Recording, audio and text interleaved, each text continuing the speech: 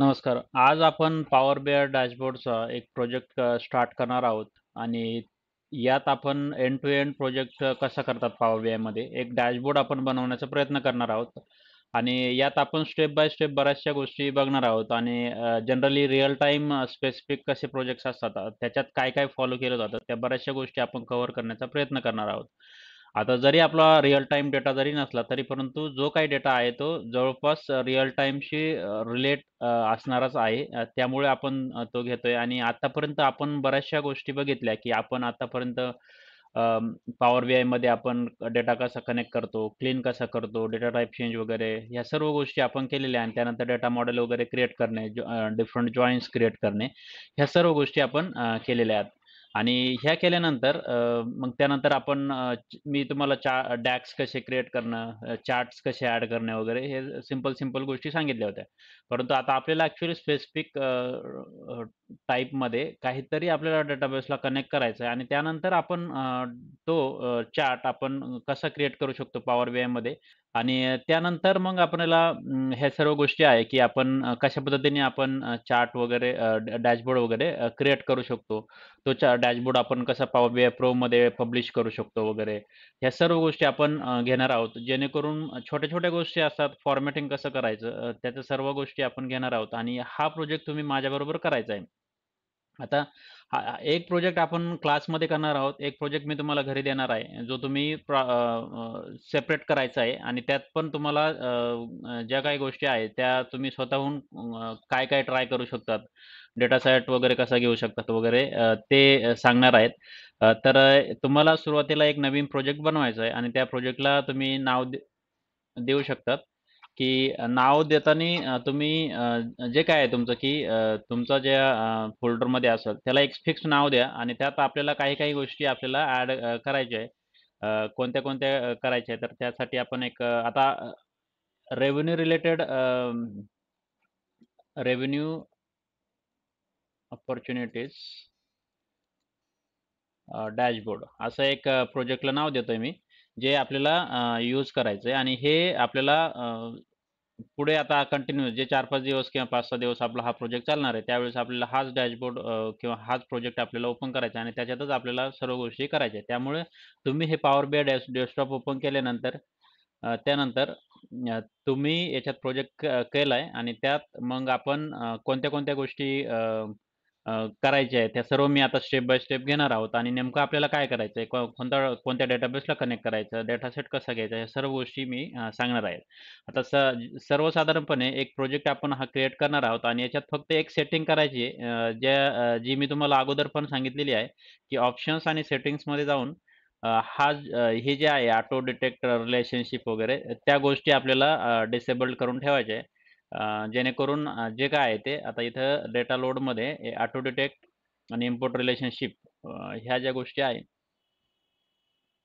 त्या अनचेक करून ठेवायच्या आहे. हे करून ठेवण्याचा उद्देश असा आहे, की जे काही आहे ते ऑटोमॅटिक मतलब म्हणजे काय होतं ना, की आपण जर टेबल एखाद्या डेटाबेसला कनेक्ट केले, टेबल वगैरे कनेक्ट केल्यानंतर ऑटोमॅटिक रिलेशनशिप जॉइन करून टाकतात. म्हणजे टेबल जे आहे ना, ते जॉइन होऊन जातात. तर ते नाही करायचं. त्यासाठी आपल्याला हे इम्पोर्ट रिलेशनशिप आणि हे ऑटो डिटेक्ट न्यू रिलेशनशिप हे अनचेक करायचं. जेणेकरून जे काय आहे ते आपण मॅन्युअली स्टेप करणार आहे आणि आपल्याला त्या गोष्टी समजतील आणि काही कधी-कधी टूल पण व्यवस्थित करेलच याची काही गॅरंटी देता येत नाही. परंतु जे काय आहे ते आपण स्वतःहून केल्यानंतर आपल्याला जास्त त्या क्लिअर होतील. तर आता आपल्याला नेमकं करायचं काय? तर आपल्याकडे रेव्हेन्यू अपॉर्च्युनिटीज म्हणून एक कन्सेप्ट जे आता जनरली कोणताही डेटा सेट जरी घेतला, तर मोस्ट ऑफ द बिझनेस एखादा बिझनेस आपण जरी कन्सिडर केला, तर आता तुम्ही म्हणशाल की रिअल टाईम प्रोजेक्टमध्ये नेमकं काय कसल्या प्रकारचे प्रोजेक्ट्स असतात, कशा प्रकारचा डेटा असतो वगैरे. तर बऱ्याच वेळा आता एखादा कोणताही बिझनेस कन्सिडर जरी केला, जर तुम्हाला काही बिझनेसचं नॉलेज असेल, तर तुम्ही एक साधारण कन्सिडर करा, की बिझनेसमध्ये कोणते-कोणते टेबल असू शकतात आणि जनरली पर्पज काय आहे आपला, की ॲज अ डेटा अॅनलिस्ट म्हणून आपण जेव्हा काम करतो, त्यावेळेस आपल्याला ह्या सर्व गोष्टी ज्या आहे, की जिथे आपल्याला आपण जे काही चार्ट्स किंवा व्हिज्युअलायझेशन्स किंवा डॅशबोर्डवर जो क्रिएट करणार आहे, तो बिझनेसच्या ज्या लोकं आहेत, त्यांना डिसिजन घेण्यासाठी मदत करतं किंवा करायला पाहिजे. तर त्यासाठी आपण हे डॅशबोर्ड्स किंवा ॲज अ डेटा अनालिस्ट म्हणून काम करतो. मग आपलं काम काय असतं, की वेगवेगळ्या डेटा सोर्सला कनेक्ट करायचं. त्या डेटा सेटला कनेक्ट केल्यानंतर जो काही डेटा येईल तो आपल्या पॉवर बीआयमध्ये घ्यायचा आणि त्यानंतर आपल्याला हे चार्ट्स वगैरे क्रिएट करायचे, डेटा मॉडेल वगैरे क्रिएट करायचे आणि व्यवस्थित आपल्याला जे बिझनेसला पाहिजे त्या टाईपचे आपल्याला डेटा व्यवस्थित डिस्प्ले करायचा आहे. तर ह्या सर्वसाधारण गोष्टी आहे, की आता आपल्याला नेमकं करायचं काय? की आता याच्यात तुम्ही जर बघितलं, की एक डॅशबोर्डची डिझाइन आता एक मी दाखवतोय, की साधारणपणे आपण काय करणार आहोत? म्हणजे आता हे एकदम हाय लेव्हल आहे डॅशबोर्ड डिझाइन करताना, की आपण नेमकं काय करणार आहोत? का आता जनरली जेव्हा आपण कोणताही डॅशबोर्ड क्रिएट करतो, तर वरती जनरली आपल्याला असे 1-2 किंवा 2-4 असे कंपोनंट्स किंवा ठेवू शकतो किंवा मग तुम्हाला वाटलं तर अजून असे 2 आहे, तर अजून 2 असे इथं बाजूला पण ठेवू शकतात. तर याला म्हणतात के-पी-आय. आता के-पी-आय म्हणजे काय? की परफॉर्मन्स इंडिकेटर्स. आता परफॉर्मन्स इंडिकेटर्स जर तुम्ही विचारलं तुम्हाला बेसिकली बऱ्याच वेळा जेव्हा तुम्ही इंटरव्ह्यूला वगैरे जाशाल, त्यावेळेस तुम्हाला के-पी-आयज बद्दल क्वेशन्स विचारला जातो, की तुम्ही नेमके एखाद्या डॅशबोर्डमध्ये नेमके कोणत्या-कोणत्या के-पी-आयज यूज केल्या, कशा यूज केल्या आणि का यूज केल्या? अशा पद्धतीचे क्वेशन्स येऊ शकतात. त्यावेळेस तुम्हाला परफॉर्मन्स सांगता आले पाहिजे. मग त्यावेळेस परफॉर्मन्स इंडिकेटर म्हणजे काय असतात, की पूर्ण जो डेटा असेल किंवा पूर्ण जो बिझनेस असेल, त्याचा हाय लेव्हल जो ओव्हरव्ह्यू जो देईल किंवा हाय लेव्हल फिगर जी असेल, ती देण्याचं काम हे के-पी-आय करतात. की परफॉर्मन्स इंडिकेटर्स. इंडिकेटर्स म्हणजे काय, की इंडिकेटर्स काहीतरी इंडिकेट करण्यासाठी. परफॉर्मन्स म्हणजे काय, की पूर्ण बिझनेस कसा परफॉर्म करतोय आणि की म्हणजे काय महत्त्वाच्या. ज्या फिगर्स आहेत, त्या दाखवण्याचं काम हे की परफॉर्मन्स इंडिकेटर्स करतात. मग त्याच्यात आपण चार्ट्स वगैरे डिस्प्ले करतो का? तर नाही. तर त्यासाठी आपण छोटेसे जे रो कार्ड वगैरे असतात, त्यासाठी असा एखादा नंबर म्हणजे आता टोटल रेव्हेन्यू जर आपण म्हटलं की 1.2 बिलियन असं काहीतरी रेव्हेन्यू आहे, तो इथे डिस्प्ले करू शकतो. टोटल अपॉर्च्युनिटीज काउंट जे काय असेल ते लेट्स से 1000 असा काहीतरी काउंट जेणेकरून याच्यावरून काय कळतं की आपल्याला वेगवेगळ्या पूर्ण बिझनेसचा ओव्हरऑल जी फिगर आहे ती लगेच समजते. आणि मग डिटेलमध्ये जर बघायचं असेल तर बाकीचे मग चार्ट्स असतात. जसं की आता इथं रेव्हेन्यू आणि opportunities by month. Month wise जर बघायचं असेल तर इथं काहीतरी एखादा चार्ट्स आपण क्रिएट करू शकतो. जसं की कॉलम चार्ट किंवा लाईन चार्ट मंथ वाईज जर डिस्प्ले करायचा असेल तर. Opportunities count by region. Region wise काही डेटा आहे. म्हणजे आता तुम्ही कोणताही बिझनेस कन्सिडर करा.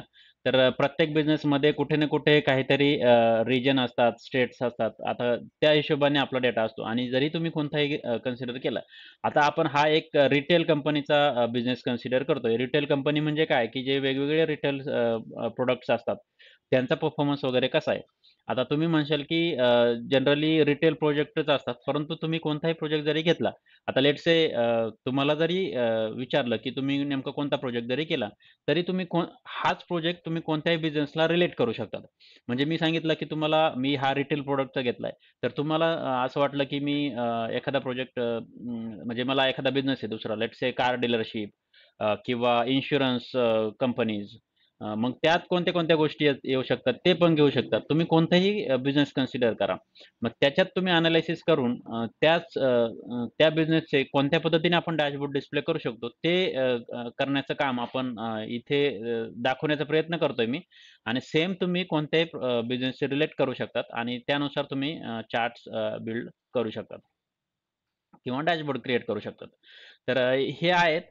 तर आता हा पण एक पहिला ओव्हरव्ह्यूचा पेज बनवणार आहोत डॅशबोर्डमध्ये, की पाइपलाईन बाय स्टेज काय असतात, revenue by region and state आणि अजून इथे एखादा छोटासा अजून एक कंपोनंट, की काही वेगळे चार्ट्स इथे दाखवू शकतो आणि एक डिटेलचा राहील. डिटेलमध्ये आपण अपॉर्च्युनिटी एनालिसिस रिपोर्ट म्हणजे पूर्ण हा डिटेलमध्ये असेल. याच्यात काय अपॉर्च्युनिटीज काउंट आहे, रेव्हेन्यू किती आहे, प्रॉडक्ट कोणते, डील कोणते आहे, म्हणजे स्मॉल साइज डील आहे, की मीडियम साइज आहे, की लार्ज साइज डील आहे. डील्स म्हणजे काय, की ज्या बिझनेसच्या असतात किंवा ऑर्डर्स असतात वगैरे त्या टाईपचं. तर त्यासाठी आपण हे 2 करणार आहोत आणि अजून आपण याच्यात बऱ्याचशा छोट्या-छोट्या गोष्टी करणार आहोत. आता इथं एक फिल्टर येईल. म्हणजे फिल्टर. मग इथे एक ड्रॉप डाउन येईल. या ड्रॉप डाउनमध्ये आपण काही व्हॅल्यू सिलेक्ट केली तर पूर्ण चार्टमध्ये फिल्टर आउट होईल वगैरे. इथे हे आहे. एखादं बॅकचं बटन आपण इथं डिटेलवरती गेलो तर इथं एक बॅकचं बटन आपण ॲड करूया. जिथे आपण क्लिक केलं तर ते इथे हां, येणार. हां, प्रवीण काय म्हणता तुम्ही? हो, स्लायसर स्लायसर आपण इथं ॲड करणार. बऱ्याचशा गोष्टी आहे, ज्या स्लायसर आहे, त्याच्यानंतर हे बॅकचं बटन आहे त्या डिटेलमध्ये, ते आपण करू शकतो. अजून काही म्हणजे स्मार्ट कंपोनंट्स असतात पॉवर बीआयमध्ये पण, जे एआयशी इंटिग्रेट करू शकतो आपण. तर ते करणार आहोत. छोट्या-छोट्या गोष्टी आहे, जसं-जसं आपण पुढे जाऊ, त्या ह्या गोष्टी समजतील. आता याच्यासाठी आपण डेटा सेट कोणता यूज करणार आहे? तर आता डेटा सेट आहे आपल्याकडे. तर तो डेटा सेट इथे आहे, की जो की मी आता Excelमध्ये घेतलेला आहे. परंतु आपण हा Excelमध्ये Excelला कनेक्ट न करता आपण SQL सर्व्हरशी कनेक्ट करणार आहोत. हाच डेटा सेट तुम्ही जे MySQL यूज करतायत, त्यांना MySQLमध्ये कनेक्ट करावं लागेल आणि मग त्यानुसार MySQLशी जे काय आहे ते हे जे टेबल्स आहे, ते इम्पोर्ट करून घ्यायचे आणि हा जो डेटा आहे, आता याच्यात बघा अकाउंटचा एक डेटा आहे, फॅक्ट ए, फॅक्ट बी. आता हे थोडेसे असे डेटा सेट आहे, की डेटा टेबल्स आहे, की याच्यात आता बघा फॅक्ट ए टेबलमध्ये काही डेटा आहे, की अराउंड 229 आहे आणि फॅक्ट बीमध्ये काही आहे. तर असं का दिलेलं आहे? तर डेटाबेसमध्ये किंवा बिझनेसमध्ये आपण जेव्हा कोणताही एखादा प्रोजेक्ट क्रिएट करतो, तेव्हा डेटा हा एकाच सोर्सकडनं येत नसतो.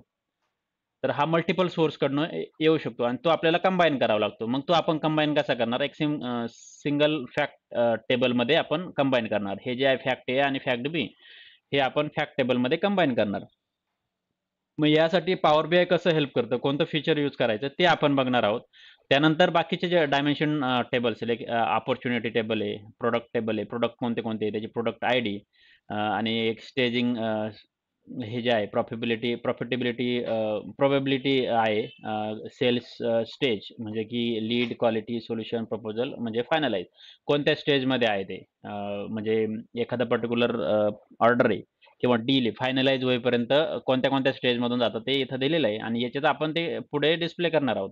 आणि हा फॅक्ट पूर्ण कंबाईन केलेला पार्टनर जे आहे ते की कोणते-कोणते पार्टनर्स पार्टनर्स म्हणजे बेसिकली डीलर जे असतात वेगवेगळे त्यांचं इन्फॉर्मेशन आहे आणि मग त्याच्यात पार्टनर आयडी आहे आणि त्यांची पार्टनर ड्रिव्हन हे जे काही येस ओर नो जे कंपोनंट आहे ते आहे.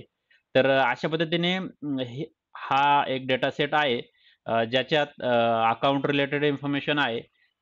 मग आता डायमेन्शन आता याला जर बघितलं थोडंसं एनालिसिस केलं आपलं तर याच्यात ह्या डेटा सेटमध्ये मी इथं नोट डाउन करून घेतलेले की आपले डायमेन्शन टेबल कोणते account, opportunity, sales stage, partner, product हे आणि फॅक्ट टेबल जे आहे ते हे फॅक्ट ए आणि बी आहे. आणि यालाच आपण काय करणार आहोत मग एक कंबाईन करून एक फायनल फॅक्ट टेबल करणार आहोत आणि त्यानंतर हे जॉइन्स आहे. आता हे जॉइन्स आहे प्रत्येकाचे प्रायमरी की फॉरेन की ऑलरेडी सेटअप आहे आणि ते आपण करू शकतो म्हणजे की अकाउंटमध्ये अकाउंट आयडी आहे तो फॅक्ट टेबलमध्ये अकाउंट आयडी. मग याच्यात आपण हे जॉइन कसे करतो? मग कार्डिनेटी स्पेसिफाय करावं लागते. One to many, many to one वगैरे. कोणत्या-कोणत्या कुठे करायच्या? स्टार स्कीमा कसा आपण डिझाइन करणार? आता हे सर्व गोष्टी मी घेतलेल्या आहे. आता स्टार स्कीमा काय असतो? डायमेन्शन टेबल काय असतात? फॅक्ट टेबल काय असतात? ह्या सर्व गोष्टी तुम्हाला आतापर्यंत बेसिक गोष्टी माहीत असल्या पाहिजे. कारण आपण ह्या सर्व घेतलेल्या आहे. जरी तुम्हाला ह्या गोष्टी अजून क्लिअर नसतील तर ते एकदा रिव्हिजिट करा. परंतु हे जे सर्व गोष्टी आहे, की आपण ह्या सर्व गोष्टी ज्या आहे, की आपण हा जो प्रोजेक्ट करणार आहोत, याच्यात आपल्या जवळपास बऱ्याचशा गोष्टी आपण म्हणजे कव्हर अप करण्याचा प्रयत्न करणार आहोत. जिथे आपल्याला DAGचे फंक्शन आहे, ते पण यूज करण्याचा प्रयत्न करणार आहोत. आणि DAGचे फंक्शन्स यूज करण्यासाठी म्हणजे मेजर कसं आहे, मग कॅल्क्युलेटेड कॉलम्स आहे. काही कॅल्क्युलेटेड कॉलम्स क्रिएट करावे लागतील, काही मेजर्स क्रिएट करावे लागतील. आणि हे काय आहे नेमकं ते आतापर्यंत मी छोट्या कन्सेप्ट्स घेतलेल्या आहे, की कसं आपण कॅल्क्युलेटेड कॉलम क्रिएट करू शकतो, कसा मेजर्स क्रिएट करू शकतो, DAX फंक्शन कसे यूज करायचे, ह्या सर्व गोष्टी घेतलेल्या आहे. मग ह्या सर्व गोष्टी घेताना आपण जे काही कन्सेप्ट्स कव्हर करण्याचा प्रयत्न केला, त्याच कन्सेप्ट्स आपण ह्या पूर्ण प्रोजेक्टमध्ये घेणार आहोत. तर सुरुवातीला आता आपला हा डेटा सेट आहे. आता हा मी डेटा सेट तुम्हाला याच्यात देणार आहे. हा डेटा सेटची ही जी फाईल आहे तुम्हाला मी देणार आहेत आणि परंतु ही डायरेक्ट पॉवर बीआयला कनेक्ट करायचं नाही. आता तुम्हाला माहिती आहे पॉवर बीआय डायरेक्ट एक्सेलला पण कनेक्ट होतं. आणि CSVला पण कनेक्ट होतं, SQL सर्व्हरला कनेक्ट होतं, कोणत्याही डेटा सोर्सला कनेक्ट होतं. तर मी इथे घेण्याचा प्रयत्न करतोय SQL सर्व्हर डेटाबेसला कनेक्ट करण्याचा. कारण की काय आहे ना, की आपल्याला त्याचं एक अंडरस्टँडिंग असेल की आपण एक प्रोजेक्ट केला जो SQL सर्व्हरला डेटाबेसला कनेक्ट केला. तर जनरली CSV फाईल्स असतात किंवा एक्सेल फाईलला कनेक्ट केलं तर ते जास्त इफेक्टिव्ह वाटत नाही. जर तुम्हाला कोणी विचारलं प्रोजेक्ट इंटरव्ह्यू वगैरे देताना, तर तुम्ही कोणता डेटाबेस यूज केला, तर तुम्ही जर सांगितलं की मी SQL सर्व्हर यूज केलं डेटाबेस बॅकएंडला पॉवर BIच्या डॅशबोर्डला किंवा MySQL यूज केलं, तर ते जास्त इफेक्टिव्ह असतं. आणि मग ते तुम्ही कसं यूज केलं, मग त्यासाठी ह्या गोष्टी करण्याचा इथं माझा प्रयत्न आहे, की जो काही एक्सेलमध्ये जो डेटा आहे तो मी आपलं SQL सर्व्हरमध्ये घेणार आहेत आणि तो त्यानंतर आपण यात कनेक्ट करणार आहोत. मग याच्यात आपण हळू-हळू सगळ्या स्टेप्स आपण करणार आहोत. त्यासाठी आता आपल्याला जो SQL सर्व्हरचा जो SQL सर्व्हर जे आहे इथे, तर सध्या आपल्याला हा जो डेटाबेस आहे एडव्हेंचर वर्क्स, याच्यात हे आपला जो काही डेटा मी आता दाखवत होतो तो नाहीये. तर तो इकडे घ्यायचा आहे पहिल्यांदी. तर त्यासाठी आपल्याला एक SQL सर्व्हर इम्पोर्ट आणि एक्सपोर्ट विझार्ड आहे. आपण ॲक्चुअली हे यूज करायचंय इम्पोर्ट आणि एक्सपोर्ट विझार्ड. बेसिकली इथे पण एक आहे. टास्कमध्ये इम्पोर्ट डेटा जर केलं आणि एक्सेलची फाईल दिली, ते पण करू शकतो. परंतु त्यासाठी एक 32 बिट एक Microsoftचं ODBC कनेक्शन इन्स्टॉल करावं लागतं. आणि माझ्या ह्याच्यात होत नाही ते म्हणजे. हां.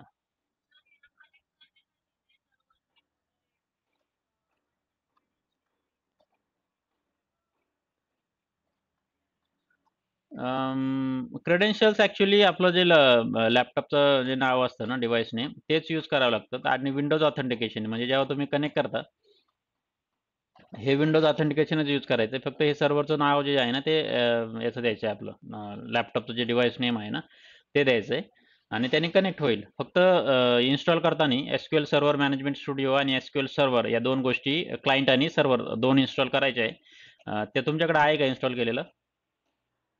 आहे ना? मग ते तुमचं असं डिव्हाइस नेम देऊन बघा. जर कनेक्ट होत असेल तर चांगलंच आहे. नसेल होत तर मग तुमचं सर्व्हर अप अँड रनिंग आहे का नाही ते बघायचं आहे तिथे सर्व्हिसेसमध्ये जाऊन. तर एकदा ट्राय करा ते कनेक्ट होतंय का नाही. जर नसेल होत तर मी एक व्हिडिओ बनवलेला आहे त्याचा, की कसं सेटअप करायचं पूर्ण Microsoft SQL सर्व्हर काय-काय गोष्टी ते. हां, हे हे जे आहे ना तुम्हाला डाउनलोड करावं लागेल. एक सॅम्पल ते दाखवतो मी तुम्हाला, की कसं डाउनलोड करायचं. याच्यात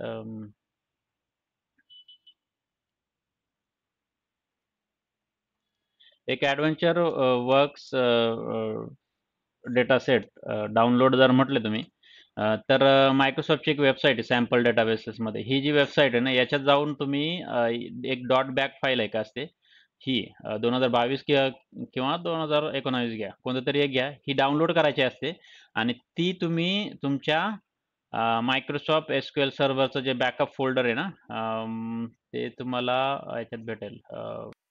सी ड्राईव्हमध्ये program files, Microsoft SQL server किंवा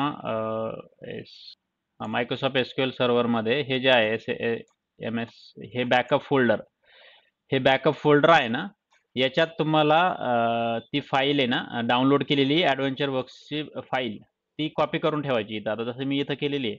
हां, डॉट बॅक फाईल. ही केल्यानंतर तुम्हाला SQL सर्व्हरमध्ये जायचं आहे आणि ते इथे आल्यानंतर तुम्ही डेटाबेसवर राईट क्लिक केलं, तर एक रिस्टोर डेटाबेस म्हणून एक ऑप्शन येतं. रिस्टोर डेटाबेसमध्ये जर क्लिक केलं, तर तुम्हाला इथे एक ऑप्शन आहे, की कोणता सोर्स आहे. तर इथं डिव्हाइस सिलेक्ट करायचं आहे. तुमचं जे बॅकअप जे फोल्डर आहे ना, तर इथं ॲड म्हणायचं आहे. फाईल आहे तुमची.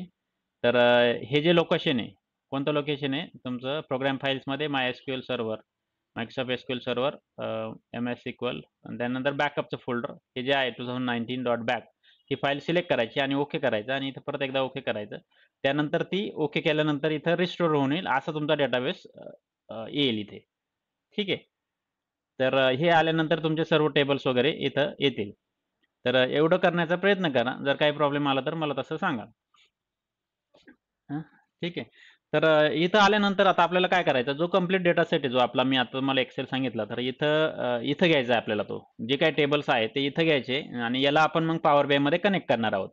त्यासाठी आपण SQL सर्व्हरचं जे Microsoft SQL सर्व्हर, आता तुम्ही लक्ष घ्या, हे मी कसं ओपन केलं. तर SQL सर्व्हर मॅनेजमेंट स्टुडिओ किंवा इथं जे आहे ऑल ॲप्समध्ये जर गेलो मी, तर इथे जे आहे मायक्रोसॉफ्ट एसक्यूएल, हां, इथं मायक्रोसॉफ्ट एसक्यूएल सर्व्हर जे टूल आहे, तर इथे एक ऑप्शन असेल जो तुम्हाला इथे नाही, इथे असेल. हां. SQL server 2019 import and export data हे ऑप्शन तुम्हाला चूज करायचं आहे. एवढं लक्षात राहू द्या. आणि हे केल्यानंतर मग तुम्हाला एक विझार्ड ओपन होईल, जिथे SQL server import and export म्हणजे आता आपण काय करतोय, एक्सेलमधला जो डेटा होता ना, तो आपण इथे एसक्यूएल सर्व्हरमध्ये ॲज अ टेबलच्या स्वरूपात घेण्याचा प्रयत्न करतोय, इम्पोर्ट करतोय. क्लिक ऑन नेक्स्ट केल्यानंतर इथे तुम्हाला हे ऑप्शन सिलेक्ट करायचं आहे, जिथे की एसक्यूएल मायक्रोसॉफ्ट एक्सेल जी फाईल होती. आता हे मायक्रोसॉफ्ट एक्सेल म्हणजे कोणतं आहे, की ही जी कंप्लीट डेटा सेट आहे माझा, हा जो आहे तो एक्सेलच्या स्वरूपात हा माझा डेटा आहे. तर हे प्रत्येक एक्सेल शीटमध्ये जो डेटा आहे तो मला ॲज अ टेबलच्या फॉर्मॅटमध्ये घ्यायचा आहे. म्हणून मी इथं Microsoft SQL as a data source consider केलाय आणि एक्सेल फाईल पाथ जो आहे, जी फाईल आहे माझी ही डेटा सेटची, ती मी इथं घेतोय कंप्लीट डेटा सेट म्हणून आणि याला ओपन म्हणतोय. याच्यानंतर इथं हे जे आहे ऑप्शन तुम्ही 2007 ते 10 करू शकता किंवा 2016 केलं तरी काही हरकत नाही. First row has a column headers. First row as a column headers हे चेक करायचं आहे, कारण फर्स्ट रो म्हणजे कोणते, हे जे आहे ते माझे कॉलम हेडर्स आहे. म्हणजे जेव्हा मी टेबल क्रिएट करणार ते त्यावेळेस त्याने कन्सिडर केलं पाहिजे की हे माझ्या टेबलच्या कॉलमचे हेडर्स आहे आणि बाकीचा हा ॲक्चुअल डेटा आहे. मग ते ऑटोमॅटिक कन्सिडर होईल. त्यासाठी हे ऑप्शन चेक करूनच राहून द्यायचं आहे. बाय डिफॉल्ट असेल चेक, त्याला चेंज नाही करायचं आणि नेक्स्ट करायचं आहे. हे नेक्स्ट केल्यानंतर इथं डेस्टिनेशन म्हणजे आपल्याला कुठे घ्यायचा डेटा, तर आपल्याला ह्या एसक्यूएल सर्व्हर मॅनेजमेंट स्टुडिओमध्ये या ॲडव्हेंचर वर्कच्या डेटाबेसमध्ये घ्यायचा आहे. हे जे काही डेटा आहे तो, तर तो घेण्यासाठी आपल्याला इथं एक SQL server client, native client 11.0 जे आहे ते सिलेक्ट करायचं आहे आणि मग इथं सर्व्हर नेम बेसिकली जेव्हा रिअल टाईममध्ये प्रोजेक्टमध्ये आपण काम करतो त्यावेळेस आपल्याला सर्व्हर नेम दुसरीकडे कुठेतरी असतात. परंतु आता सध्या आपल्याकडे जे आहे ते लोकल सिस्टमवरतीच आहे. त्यामुळे आपल्याला ते काही सिलेक्ट करायचं नाही. तिथे जे काही लोकल आहे तेच ठेवायचं आहे आणि त्यानंतर इथं जे आहे ते डेटाबेस आपल्याला इथं चूज करायचं आहे. कोणता डेटाबेस आहे? तर आपल्याकडे आता माझ्याकडे जे डेटाबेस आहे ॲडव्हेंचर वर्क्स आहे आणि एक वर्ल्ड वाईड इम्पोर्टर्स आहे, मास्टर डेटाबेस आहे. इथं जे दिसताय तिथं. इथे इथे जे दिसतायत ॲडव्हेंचर वर्क्स आणि वर्ल्ड वाईड इन्फोर्स, त्याचं आता मी काय करणार आहे, मला याच्यात टाकायचं आहे ॲडव्हेंचर वर्क्स. तुम्ही कोणत्या याच्यात टाकू शकता, काही हरकत नाही. या सेकंड याच्यात जरी टाकलं तरी चालतं आणि नेक्स्ट करायचं आहे. हे नेक्स्ट केल्यानंतर आता काय करायचं, copy data from one or more table or views, म्हणजे काहीतरी डायरेक्ट आपल्याला एक्सेलमधून डेटा कॉपी करायचा किंवा राईट अ क्वेरी. काही वेळेस आपल्याला क्वेरी पण आपण मॅन्युअली लिहू शकतो, परंतु आता सध्या मला फक्त कॉपी करायचं म्हणून मी पहिलं ऑप्शन आहे ते सिलेक्ट करतोय आणि नेक्स्ट करायचंय. हे केल्यानंतर आता हे आपले ऑप्शन असे येतात, की आता याला सगळ्यांना चूज करायचं. ह्या काय आहे, की अकाउंट फॅक्ट, हा फॅक्ट नाही घ्यायचा आपल्याला, तो आपण नंतर पॉवर BI मध्ये कंबाईन करणार आहोत. हे जे आहे सर्व सिलेक्ट करायचे. 4 आणि 7 7-8 टेबल जे आहे, 7 टेबल जे आहे ते आपण इथं चूज करतोय आणि याचे नाव आपल्याला काय ठेवायचे, तर ते नाव आपण इथे करू शकतो. तर आता इथं बघायचं आहे की DBO डॉट अकाउंट. आता हे जे आहे डॉलर ठेवण्याचं काही काम नाही. डॉलर जर ठेवलं तर ते नंबर एक काहीतरी येऊन जातो. आपल्याला ते काय करायचं नाही. फॅक्ट ए, फॅक्ट बी, हा डॉलर काढून टाकायचा प्रत्येकाच्या ह्याच्यात.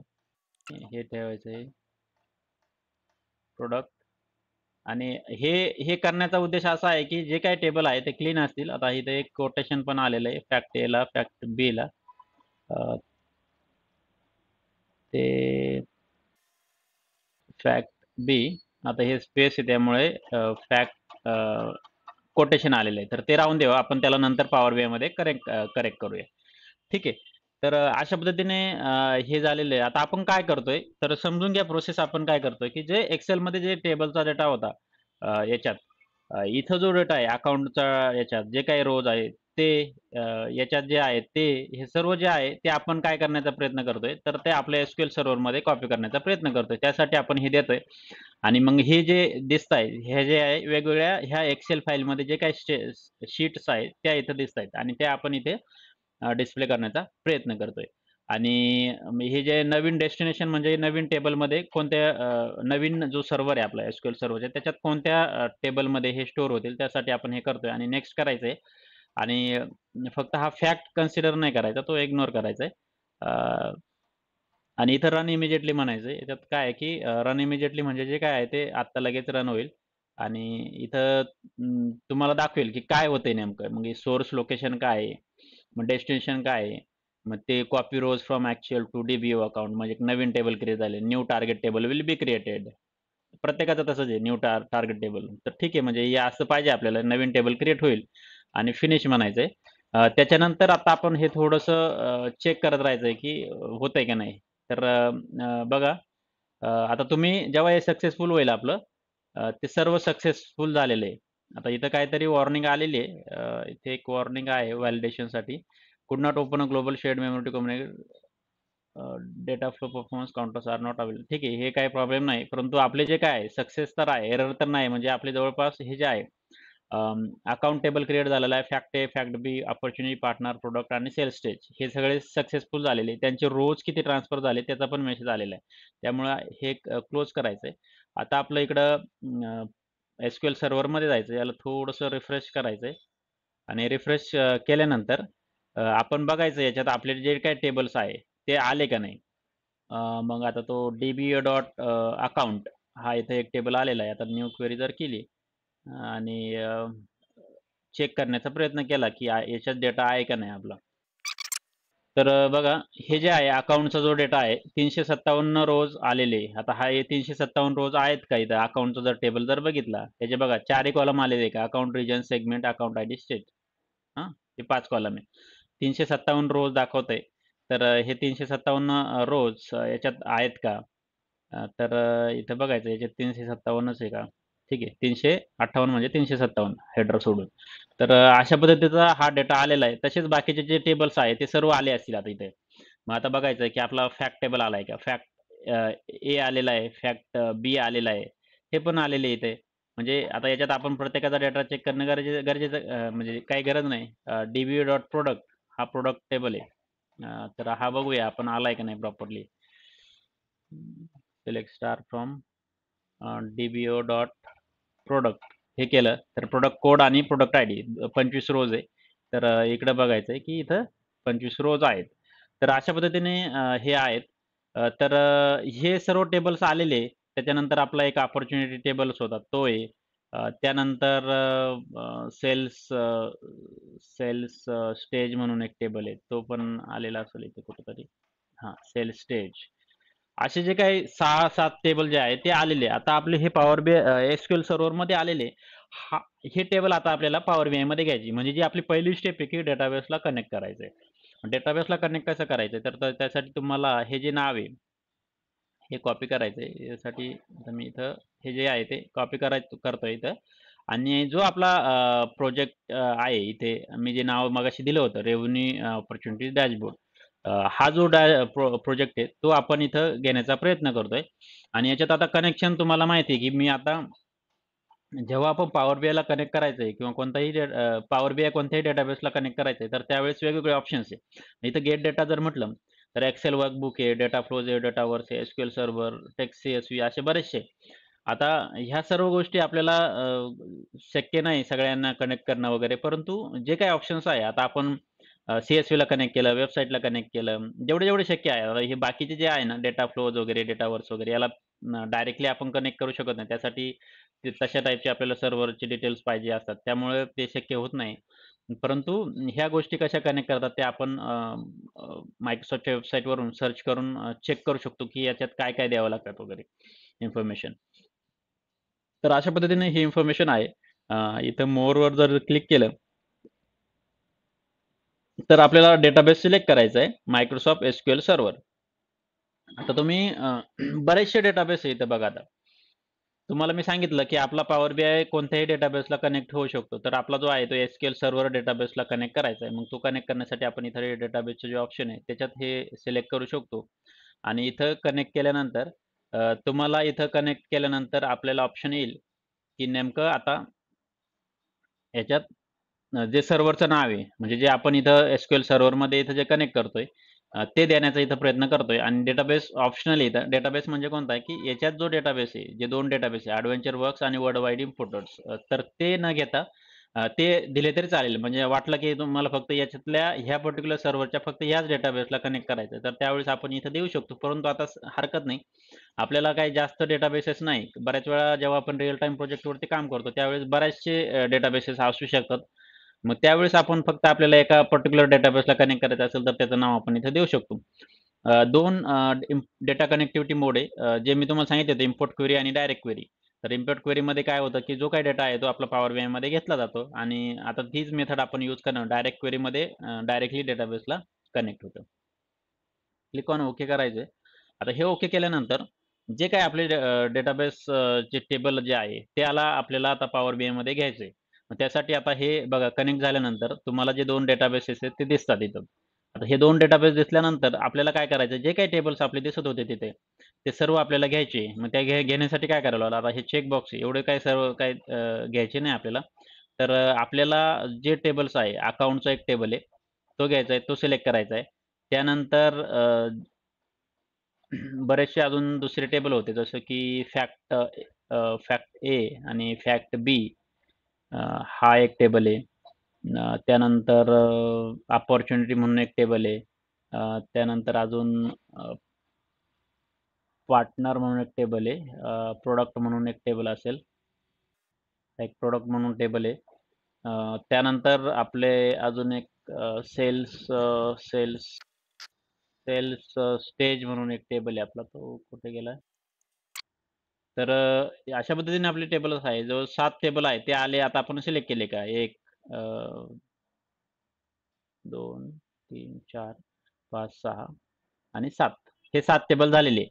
म्हणजे प्रत्येकाचा डेटा आहे तो आपण घेण्याचा प्रयत्न करतोय आणि इथं काय करायचं लोड आणि ट्रान्सफॉर्म. लोड केलं तर डायरेक्टली आपला तो या व्हिज्युअलायझेशनच्या व्ह्यूमध्ये जातो. परंतु आपल्याला काय करायचं क्लिक करून ट्रान्सफॉर्म डेटा करायचं. तर ट्रान्सफॉर्म डेटा काय करतो तर की आपण वेगवेगळे जो डेटा आहे तो येतोय तो आपला व्यवस्थित क्लीन आहे का? त्याचे डेटा टाइप वगैरे व्यवस्थित आहेत का? ते बघण्याचा प्रयत्न करतोय. तर जेव्हा आपला डेटा येईल त्यावेळेस आपल्याला ह्या गोष्टी बघायच्या आहे. तर हे हे जे काही गोष्टी आहे, की इथं तुम्ही बघा अं, आता जे काही टेबल्स आलेले आहे आता आपण कनेक्ट केल्यानंतर आता आपल्याला हे चेक करायचं आहे, याचा डेटा टाइप बरोबर आहेत का? आता याच्यात जवळपास आपला डेटा क्लीन च्या स्वरूपात आहे. म्हणजे जास्त काही आपण चेंजेस करणार नाही याच्यात किंवा काही आपले एरर्स वगैरे नाही. तर त्यामुळे आपल्याला हा जो काही डेटा आहे, तो फक्त डेटा टाइप चेक करायचा. हा टेक्स्टच्या स्वरूपात आहे. मग याच्यात काही असा डेटा आहे का जो टेक्स्टच्या स्वरूपात नाही आहे? तर सगळा हा टेक्स्ट आहे त्याच्यामुळे हा एबीसी डेटा टाइप आलेला आहे. हा एबीसी हा पण हे पण रिजन आहे. म्हणजे 3 रिजन आहे. त्यामुळे हा टेक्स्टच्या स्वरूपात आहे. हा पण टेक्स्ट आहे. आता हा अकाउंट आयडी आहे.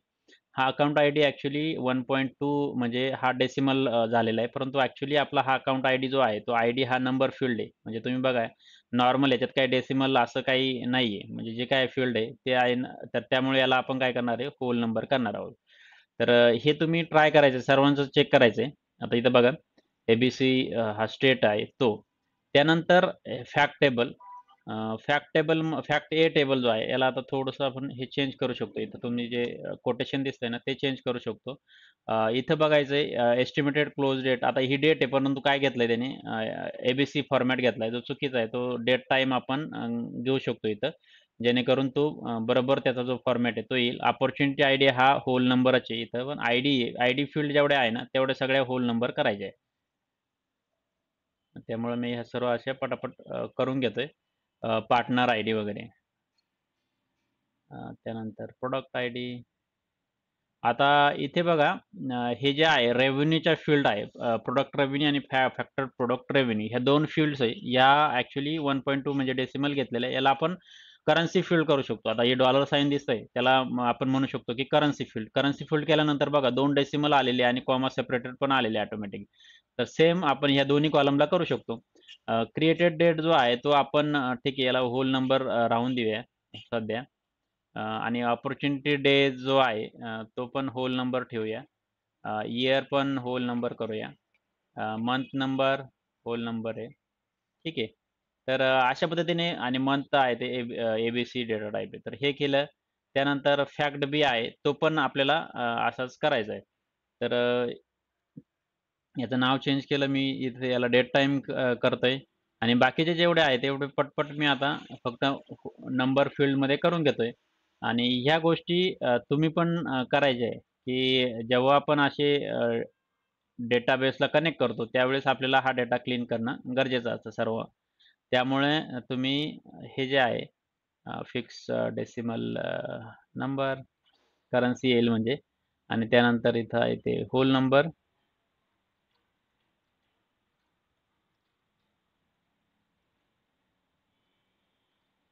ठीक आहे, आणि मंथ नंबर पण होल नंबर आहे. ठीक आहे, एवढं झालेलं आहे, बाकीचं काही नाही. तर हे झालेलं आहे. त्यानंतर अपॉर्च्युनिटी एक फील्ड आहे. तर अपॉर्च्युनिटीमध्ये हे जे आहे नेम आलेले आहे, हे अपॉर्च्युनिटी नंबर, रँक पण होल नंबर आहे, आय डी होल नंबर, आणि ही साईज आहे ती टेक्स्ट फॉर्मॅटमध्ये. पार्टनर जे आहे फील्ड त्यात ABC ही टेक्स्ट फॉर्मॅटमध्ये हे होल नंबर ठेवायचं आहे, आणि हे जे आहे टेक्स्ट फॉर्मॅटमध्ये. प्रोडक्ट पण आहे तर प्रोडक्ट टेक्स्ट आहे, आणि इथं जे आहे ते होल नंबर करायचं आहे. आणि शेवटचं जे स्टेज आहे तर ही ॲक्च्युली प्रोबॅबिलिटी आहे, ती पर्सेंटेज म्हणून मध्ये ठेवायची आहे. पर्सेंटेज प्रोबॅबिलिटी हे आहे नंबर, आणि हा ही ही नंबर करायची. तर अशा पद्धतीने आपण ह्या गोष्टींचं जे डेटा टाइप आहे ते परफेक्ट करून घेतलेले आहे. म्हणजे जेव्हा आपण आता लक्षात घ्या मी काय-काय स्टेप्स करतोय हां, आणि ह्या नोट डाउन करायच्या. जरी तुम्हाला विचारलं, की तुम्ही प्रोजेक्टमध्ये कोणत्या-कोणत्या ॲक्टिव्हिटी केल्या, तर तरी तरी तुम्हाला सांगता आलं पाहिजे, की डेटाबेसला कनेक्ट केलं मी. डेटाबेसला कनेक्ट केल्यानंतर जो डेटा येईल पॉवर बीआयमध्ये, पॉवर क्वेरी एडिटरमध्ये मी त्याचे डेटा टाइप वगैरे क्लीन केले. आणि एक लक्षात घ्यायचं, की जेव्हा आपण डेटाबेस क्लीन करतो त्यावेळेस इथं बघायचं, हे जो बार आहे ना तो ग्रीन असला पाहिजे नेहमी. जर याच्यात काही प्रॉब्लेम असेल तर ग्रे कलरचा बार येतो, एरर वगैरे असेल किंवा डेटामध्ये काही डुप्लिकेट्स वगैरे असतील तर त्या टाईपचं. तर त्यावेळेस तुम्हाला ह्या गोष्टी करायच्या आहेत. तर आता हे झाल्यानंतर आता आपल्याला हा फॅक्ट ए, हा जो टेबल आहे, फॅक्ट ए आणि फॅक्ट बी हे दोन्ही सेमच आहे. ठीक आहे. आता हे इथं दाखवण्याचा उद्देश असा आहे, की आपला जो डेटा आहे ना, तो बऱ्याच वेळा वेगवेगळ्या सोर्सकडनं येतो. म्हणजे जेव्हा बिझनेसमध्ये असतो ना त्यावेळेस. मग तो डेटा आपण प्रत्येक टेबल घेणार आणि तो प्रत्येक टेबल डायमेन्शन टेबलशी जॉइन करणार वगैरे, ते काही सुटेबल नसतं किंवा फ्लेक्सिबल नसतं ते, फिजिबल नसतं ते ॲक्चुअली. तर त्यासाठी आपल्याला बेसिकली जे काही फॅक्ट टेबलचा डेटा असतो तो एकाच टेबलमध्ये स्टोअर करणं गरजेचं असतं किंवा केलेलं चांगलं असतं. त्यासाठी आपण काय करणार आहोत, एक अपेंड फीचर म्हणून आहे, ते यूज करणार आहोत. आता अपेंड फीचरमध्ये होममध्ये जर गेलं इथं, तर एक अपेंड क्वेरीज म्हणून एक ऑप्शन असतो. तर append queries as a new करणार करणार आहोत आपण आता इथं. इथं काय करायचं आपल्याला, हे 2 टेबल जे आहे ते कंबाईन करायचे. जेव्हा 2 टेबल आपल्याला अपेंड करायचे, तर त्यावेळेस लक्षात घ्यायचं की त्यांचे दोन्ही कॉलम सेम असले पाहिजे, जे काय आहे ते. म्हणजे कॉलमची नावं आणि कॉलमची संख्या ही सेम असली पाहिजे दोन्ही. तरच ते अपेंड होऊ शकतील व्यवस्थित. तर त्यासाठी आपल्याला हे होममध्ये जायचं आहे आणि इथं अपेंड क्वेरीज म्हणून एक ऑप्शन आहे. ॲज अ न्यू करायचं आहे. नवीन आपल्याला एक तिसरा टेबल क्रिएट करायचा आहे, जो फॅक्ट टेबलमध्ये आहे. आणि आता हा जो आहे तो फॅक्ट ए टेबल करायचा आहे पहिला टेबल, आणि तो फॅक्ट बीमध्ये आपल्याला कन्व्हर्ट करायचा आहे. तर 2 टेबल आपण कंबाईन करण्याचा प्रयत्न करतोय. 2 पेक्षा जास्त पण आपण करू शकतो. हे जर ऑप्शन सिलेक्ट केलं तर आपण फक्त हे 2 सिलेक्ट करायचे आणि क्लिक ऑन ओके करायचंय.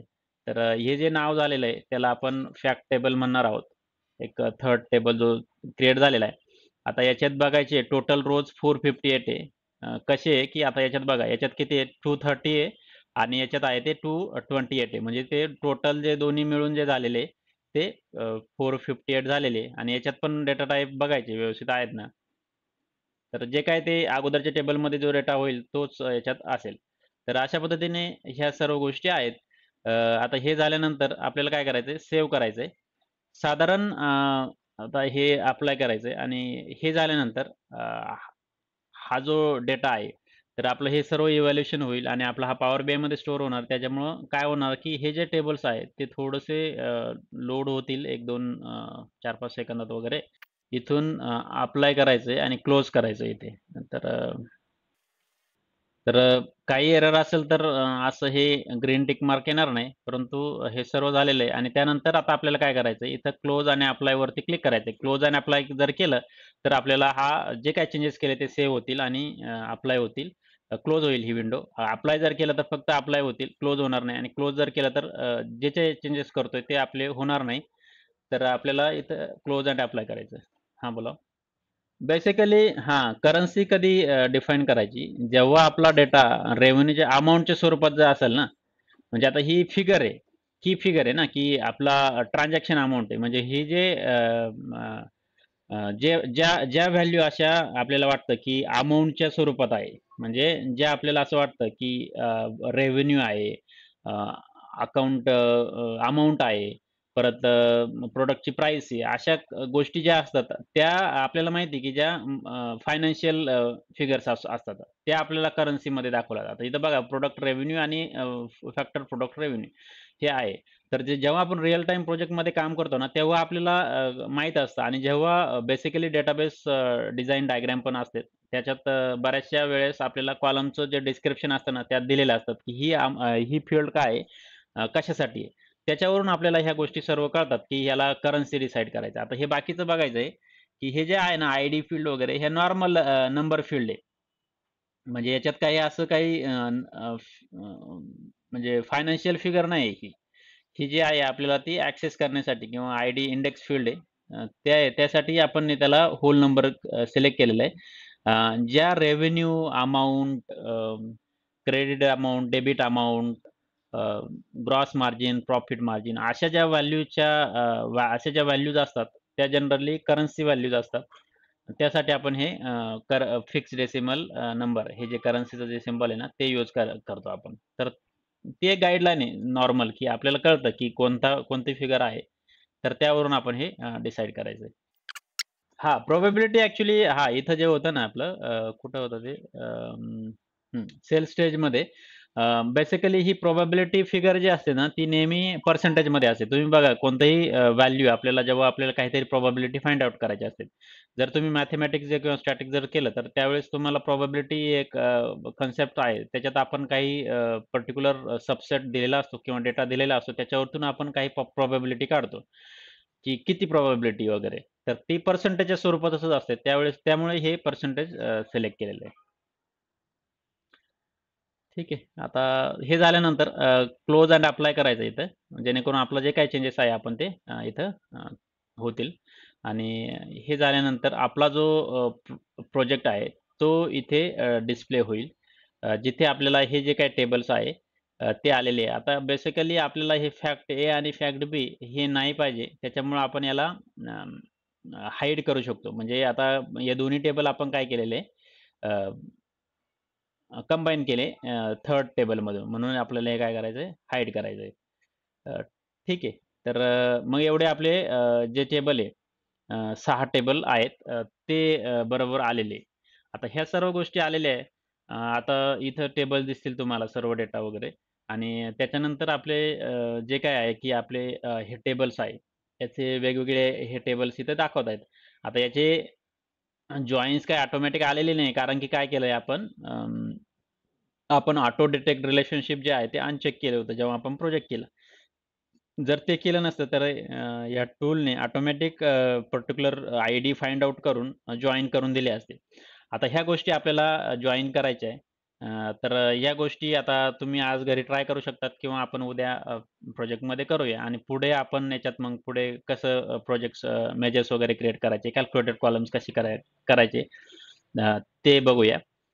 आता इथं थांबण्याचा एक पॉइंट असा आहे, की मला दुसरा एक प्रोजेक्ट जो आहे तो एक्सप्लेन करायचा आहे. म्हणून मी हे जे आहे ते इथं थांबवतोय. आपला हा प्रोजेक्ट आहे तो सेव्ह करून ठेवायचा आहे आणि ही ॲक्टिव्हिटी तुम्ही करायची आहे. जरी आत्ता केली नसेल पण नंतर आज दिवसभरात हे प्रोजेक्ट पूर्ण करायचं आहे. मी तुम्हाला ही फाईल पाठवणार आहे. ती फाईल तुम्ही ॲज अ डेटा सेट म्हणून एस-क्यू-एल सर्व्हरमध्ये घ्या किंवा MySQLमध्ये घ्या. जे काही करणार आहे त्याला MySQLला कनेक्ट करा. ज्यांच्याकडे MySQL आहे ते. ज्यांच्याकडे Microsoft SQL सर्व्हर आहे त्याच्यात करा आणि त्यानुसार मग तो पॉवर बीआयला कनेक्ट करा आणि अशा पद्धतीचं इथपर्यंत तरी तुम्ही आज करणं गरजेचं आहे. ठीक आहे. तर हे करायचं आहे. त्याच्यानंतर आपण पुढे जाऊया. मग कसे प्रोजेक्ट नवीन पेजेस क्रिएट करायचे वगैरे त्या. ठीक आहे. तर हा एक प्रोजेक्ट आहे जो आपण करणार आहोत एंड टू एंड आणि याच्यात बऱ्याचशा गोष्टी आहेत. तुमचे काही क्वेशन्स असतील तर इन बिटवीन विचारत चला. जेणेकरून आपल्याला ह्या गोष्टी व्यवस्थित क्लिअर होतील आणि तुमचा एक प्रोजेक्ट आहे ना तो व्यवस्थित होईल. आता आपला जो दुसरा एक प्रोजेक्ट जो आहे तो मला तुम्हाला एक्सप्लेन करायचा आहे. जो तुम्ही स्वतःहून करायचा आहे. तर एक सेल्स आणि इन्व्हेंटरी मॅनेजमेंटचा एक प्रोजेक्ट आहे, जो तुम्ही स्वतःहून ॲज अ सेपरेट म्हणून करायचा आहे. या डॉक्युमेंटमध्ये मी तुम्हाला सर्व डिटेल्स दिलेले, की टेबल्स कोणते असू शकतात. टेबलचं स्ट्रक्चर, मग टेबलमध्ये कोणत्या प्रकारचा डेटा, सॉरी कॉलम्स कोणते, मग त्याच्यात आता हे बघा इथं सर्व दिलेले आहे. Sale ID, product ID, category, manufacturing inventory table वगैरे, कस्टमर टेबल. त्याच्यात पॉसिबल केपीआय अँड कॅल्क्युलेशन तुम्हाला काय-काय करायचं, कोणते मेजर्स क्रिएट करायचे, त्यासाठी त्याचे फॉर्म्युले पण दिलेले आहे. मग ते सर्व तुम्ही क्रिएट करण्याचा प्रयत्न करायचा आहे. अ, हे सर्व आहे आणि त्यानंतर तुम्हाला डॅशबोर्डमध्ये मेन डॅशबोर्ड पेज करायचं आहे, प्रॉडक्ट एनालिसिसचं पेज करायचं आहे, कस्टमर इनसाइट पेज करायचं आहे आणि फोरकास्टिंग पेज, असे 4 पेजेस करायचे डॅशबोर्डमध्ये.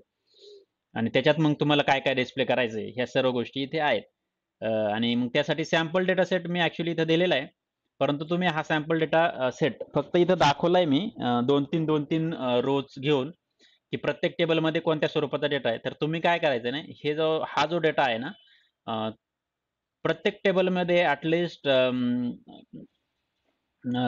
असं 100, 200, 300 प्रकारच्या रोज आहे ते ॲड करण्याचा प्रयत्न करायचा. Excelमध्ये टाकायचा आहे हा डेटा आणि तो तुम्ही परत SQLमध्ये घ्या आणि मग तो पॉवर BIला कनेक्ट करा. तर हे दिलेलं आहे मी. ही फाईल गो थ्रू करा आज पूर्ण आणि याच्यात तुम्हाला काही क्वेशन्स असतील तर विचारू शकतात. परंतु हा जो प्रोजेक्ट आहे ना, तो तुम्हाला करायचा आहे. जेणेकरून आपला जो एक प्रोजेक्ट आपण क्लासमध्ये घेणार आहोत आणि दुसरा प्रोजेक्ट तुम्ही स्वतःहून करणार आहे. 2 प्रोजेक्ट आपण पॅरलली करणार आहोत. ज्याचा फायदा असा होईल, की तुम्हाला 2 प्रोजेक्ट करण्याचा चांगला एक्सपिरियन्स येईल आणि तुम्ही ते प्रोजेक्ट एक्सप्लेन करू शकले पाहिजे. म्हणजे जेव्हा शेवटी तुम्हाला प्रोजेक्ट झाल्यानंतर तुम्हाला विचारलं, की तुम्ही नेमकं काय-काय केलं? तर कसं केलं तर ते पण सांगता आलं पाहिजे. कोणते फॉर्म्युलेज वापरले, काय के-पी-आयज वापरले वगैरे ह्या सर्व गोष्टी सांगता आल्या पाहिजे आणि जोपर्यंत तुम्ही करत नाही तोपर्यंत तुम्हाला हे प्रॅक्टिस होणार नाही. आणि त्याचं जे अंडरस्टँडिंग आहे ना, ते क्लिअर होणार नाही. त्यासाठी हा प्रोजेक्ट करणं गरजेचं आहे. मी जो क्लासमध्ये घेतोय तो पण आणि हा पण. हे दोन्हीही करा. नक्कीच तुम्हाला याचा भरपूर फायदा होईल. म्हणजे जे काय आहे पॉवर BIची तुम्ही इथून मागे जरी एवढे काही अटेंड केले नसतील, परंतु हा जरी प्रोजेक्ट व्यवस्थित केला, तरी तुम्हाला बऱ्याचशा गोष्टी क्लिअर होतील. ठीक आहे. काही क्वेशन्स असतील तर विचारू शकता.